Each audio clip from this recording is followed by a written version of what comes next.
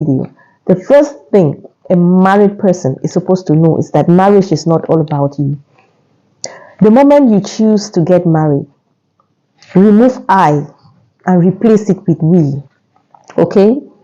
Replace I with we. Because you cannot do things the way you used to do them before.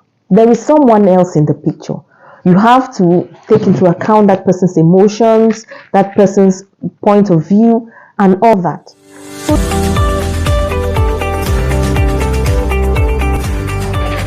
Hello, happy new year, amazing people. Thank you so much for clicking. I appreciate you all who have been supporting me all through the years. I appreciate you from the bottom of my heart, and I don't take your support for granted. If you're new on this channel, thank you so much for coming. Please do not leave without hitting the red subscribe button in order to support me to grow this channel.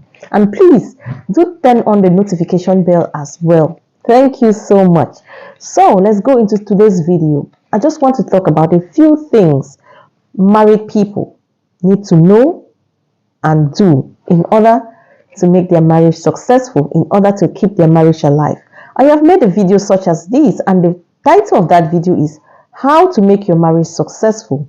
I'll be dropping the link to that video in the comment section for those who would like to watch. Please do watch that video. When you watch, please give it a like, share it with other people who may be needing such videos. Thank you so much. First thing you need to know is that marriage is not all about you. Yes, don't come into a marriage with a single man's perspective or a single woman's perspective. Hello? It takes two to tango. Two. So there's room for compromise. You have to learn how to meet your spouse halfway. Yes, find a meeting point. You have to throw away some and keep some. Do not say it's either my way or nothing. It doesn't work like that. You need to accommodate your spouse. You need to take your spouse's feelings into account. You need to take your spouse's opinion into account. It's not about you and you and you. That's it. Number two, you need to have a great deal of self-control. You need it. In marriage, there will be times when you'll be tried. You need to know how to contain yourself.